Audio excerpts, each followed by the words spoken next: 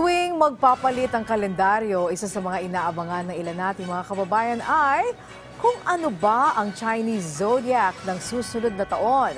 Kaakibat kasi niyan ay ang paniniwala ng ilan kung paano nga ba kakapitan ng swerte. Kaya naman alamin natin mula po sa Sentro ng Balita ni Noel Talakay.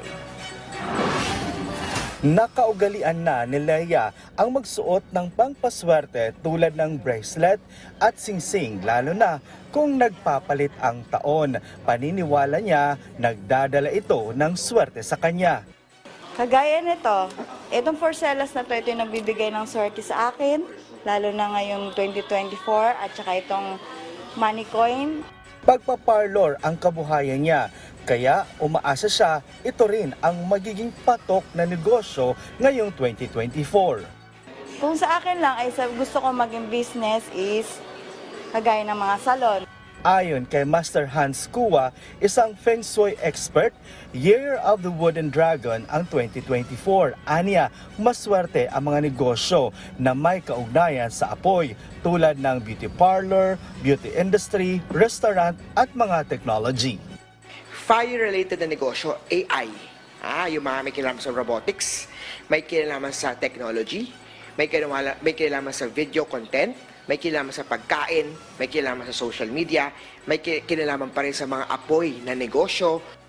Pagdating naman sa pangpaswerte, dahil Year of the Dragon, dapat hindi mawawala sa mga display ng bahay ang dragon. Magandang mag-display ng bagong bili na dragon. Ang dragon na to is auspicious o lucky symbol. Magandang i-display ang dragon sa southeast direction. Ang dragon kasi is one of the lucky sign o lucky symbol. Lahat ng animal zodiac pwede mag-display ng dragon. Bawal lang po ang dragon if pinanganak kayo ng Year of the Dog. Dahil dog ay clashing o kalaban na dog si dragon. May babala naman ito sa magiging takbo ng ekonomiya ng bansa. Kailangan anya doblehin ang sipag at tiyaga ngayong 2024. Ang 2024, pagdating sa ekonomiya ng Pilipinas natin, hindi magiging madali. Hindi lang sa Pilipinas, kundi sa buong mundo. Alam mo, ang wealth or money element kasi ng chart ng 2024 natin is missing or difficult or limited ang energy of wealth natin.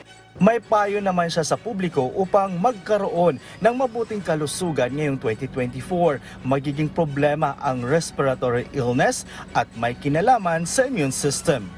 Sa may mga sakit o mahina ang katawan, iwasan po natin ang southeast direction dahil nasa southeast direction ang illness star to subdue para pahinain ang illness star. Makakatulong paglagay ng holo, holy gourd or medicine Buddha, ilalagay po yan sa illness sector sa southeast direction.